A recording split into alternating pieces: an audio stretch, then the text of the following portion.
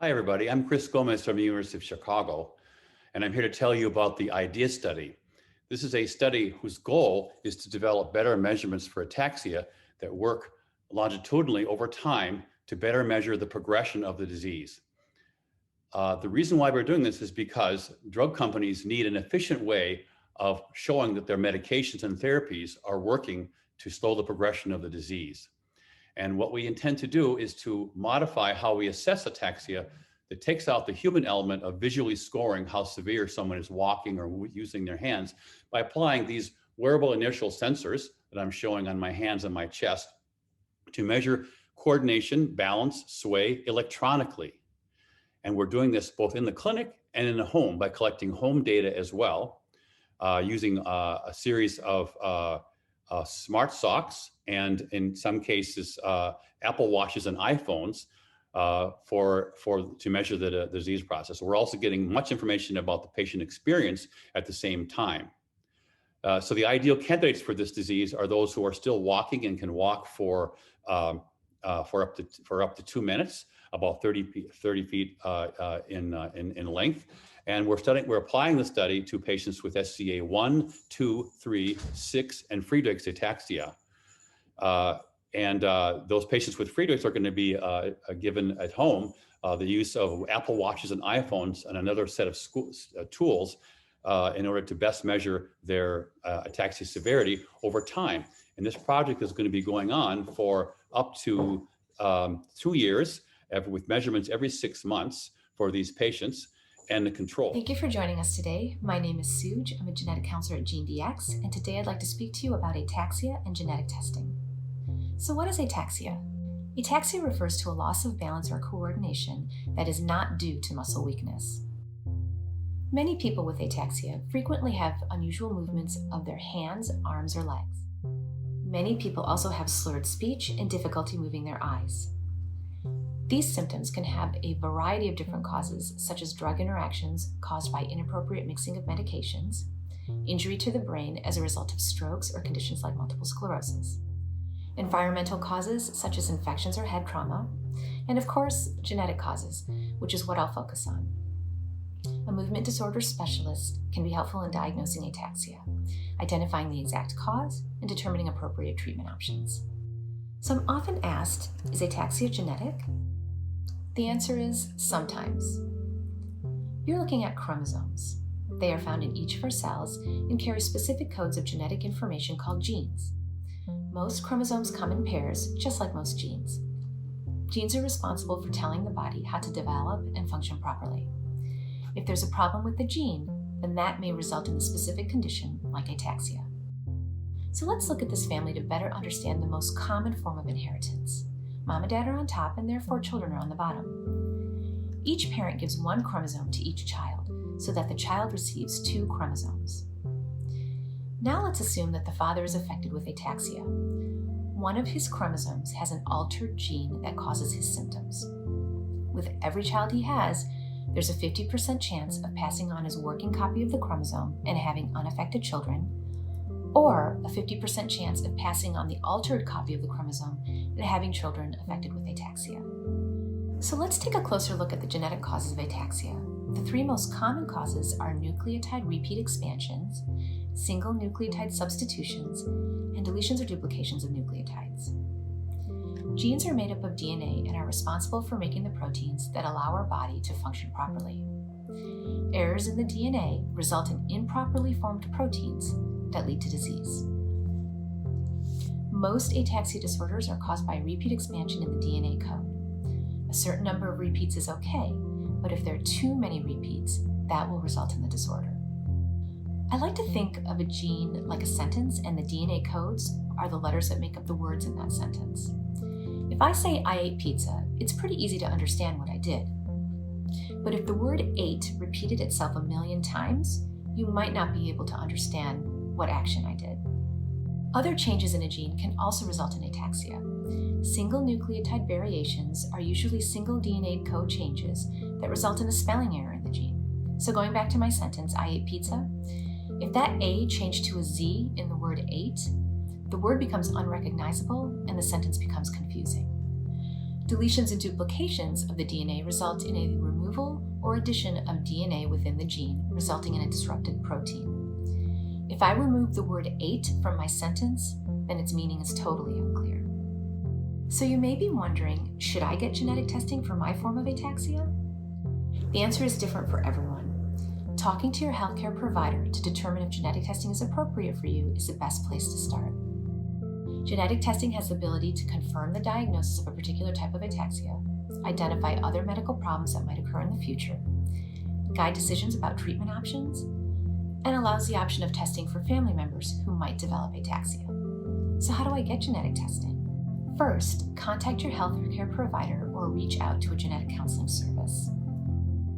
Express your interest in genetic testing and discuss if genetic testing is appropriate for your form of ataxia. Your physician or genetic counselor can arrange for collection of a DNA sample, which is either through a blood test or a cheek swab, and order the testing. The laboratory will process your sample and return the results of testing to your physician, who will then share the results with you. Pretty simple, right? But understanding the results can be more complicated, so let's review what results might mean. Genetic testing examines DNA to look for changes in the gene that might cause ataxia, and it can provide you and your family with more answers. There are 3 different results that you might receive: positive, negative, and uncertain. A positive result means that a specific change in the DNA was identified, and it's likely to be the cause of your ataxia. Based on this result, a provider may develop a more comprehensive medical management plan. The provider may also suggest the option of testing other family members to determine the chance to develop ataxia. A negative result means a genetic change was not identified to explain your ataxia. It's important to know that a negative result does not necessarily rule out a genetic cause of your condition. There could be a change in a gene or a region of the gene that was not identified by the testing, or the method of testing used did not detect that particular DNA change. Your provider may recommend further testing. An uncertain result means a change in the DNA was detected, but there isn't enough medical evidence to determine if that does or does not cause ataxia. In an effort to clarify the meaning of the results, a provider may order additional testing on your family members. We know that obtaining genetic testing can be daunting, and we'd like to share some resources with you. Telecounseling services such as My Gene Team can help you determine what test is available to you, get that test ordered, and understand the results. Visit their website for more information. Payment for genetic testing can also be a concern. GeneDx is in-network with most commercial insurance plans. We also offer a payment plan and have financial assistance programs for eligible patients. For patients without health insurance or those who choose not to use their health insurance to pay for genetic testing, we offer self-pay pricing and payment plans. So thank you for joining us today. For more information on the material presented here, stop by our booth or visit GeneDx.com. Thank you.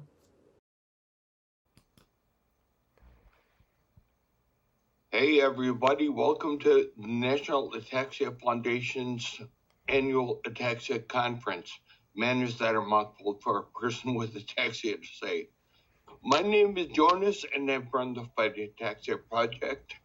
A little bit about myself. I am 65 years old. I was diagnosed about 25 years ago.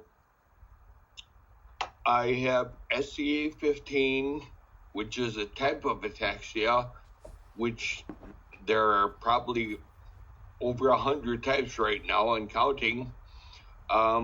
Anyways, I have something that may be of interest to you. We'll go to my website here, lifewithataxia.com. That's one of them. Fight Ataxia Project is the other one. This one is lifewithataxia.com. When you get a minute, go there, read, play around, click links, and what have you. Anyways, the main thing that I would like you to see is this called the Ataxia Survival Kit. So for $25, you're going to get an ebook copy of Life with Ataxia, which is the book that I wrote some years back. It's more of an Ataxia 101 and Ataxia textbook. it is full of non-medical jargon information that you're going to understand. There's no medical jargon, no medical mumbo jumbo in there, just fact after fact after fact after fact. And you will need to know that. Anyways, you're going to get a ebook copy of that. You're going to get links to all the videos that I've done over the years. They're all very short. The longest one's about 12 minutes, and you can watch them anytime, anywhere, because you're streaming them. Also, you're going to get links to a series of webinars that I've done. One of them was done by Dr. Linda Snyder, who is a practicing physician that was diagnosed with ataxia some years back. So just to give us some other perspective and to let you know that life does go on and you can live a happy, healthy life with ataxia. So go ahead and get this. It's all intertwined.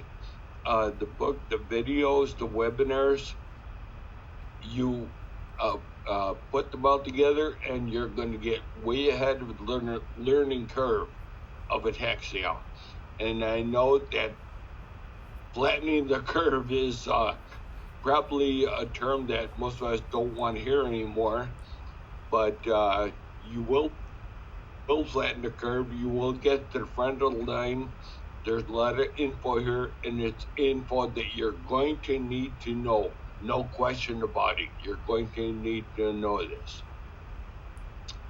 Okay, outside of that, I have the book on sale separately. Here's a link to my YouTube channel. Now, we have these shirts. I also have a shirt printing business, Squidmark Services, that has been around for many years. I do Ataxia shirts. Anything that I have comes in t-shirts, sweatshirts, hoodies, tanks, whatever. And if you go up here and click the link that says other, it'll take you to another page where all my Ataxia shirts are on sale for 50% off their half price. Just pick a design, pick a color, pick your shirt, and I will ship it to you as soon as you order it. Okay, and let's see. We'll go back to the home page here. One thing that I do want you to do right away is click on bio. It's a biography about me, much too long to do any video with, but it will give you much more of an idea of who I am, what I do, and what I've done, and basically who you're dealing with. So anyways, enjoy the rest of the conference, and make sure you hit all the exhibitors tables, and we'll talk to you soon. Thanks.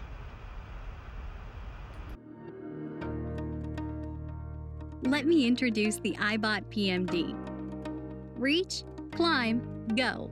The Ibot personal mobility device, Ibot PMD, opens up a variety of terrains, so you can go beyond your typical backyard exploration. Hills and inclines are everywhere. Dirt, mud, gravel, snow, the world is covered with this stuff. You can explore it all in an Ibot PMD. With balance mode, the Ibot PMD combines balance and motion to provide a unique eye-level experience in mobility. The Ibot not only climbs up and down curves, but allows you to attack steeper inclines with its terrain-following technology. In the Ibot, you can even climb stairs. Let's unload the Ibot PMD and show you what it can do. You can easily store and transport your Ibot in the remote configuration, so it can travel with you. In addition to remote mode, there are 4 other functional driving modes to allow you the freedom to go. Use your Ibot indoors and out in standard mode. It works just like many other powered wheelchairs, and the closed design allows you to spray down the power base in the event off-roading gets muddy. Drive to the water's edge or along the beach. Four-wheel mode is designed to be used outside through grass, sand, snow, and uneven terrain. In four-wheel mode, you can even drive over obstacles and curves up to 5 inches high, allowing you to get where you need to go. A bonus feature called Terrain Following actively maintains your seat angle, so your positioning remains the same going down slopes. Meet the world at eye level and reach heights you thought impossible in balance mode. The Ibot's patented balancing technology works with your center of gravity to provide a truly unique experience in personal mobility. Shopping in balance mode brings you up to eye level, where you can interact with others at standing height. The Ibot rises to the occasion, enabling you to access more of your environment and enjoy the view. Go right up the front porch steps to meet your friend at their house for dinner. The unique Ibot design includes 4 drive wheels that make stair climbing possible. Stair mode can be used solo or with a trained assistant. Since the Ibot is custom fit to you, stair climbing is more about technique than it is strength. We provide extensive personalized training to ensure you and your assistant can climb with confidence. Let your world open up. The Ibot is ready to reach, climb, go.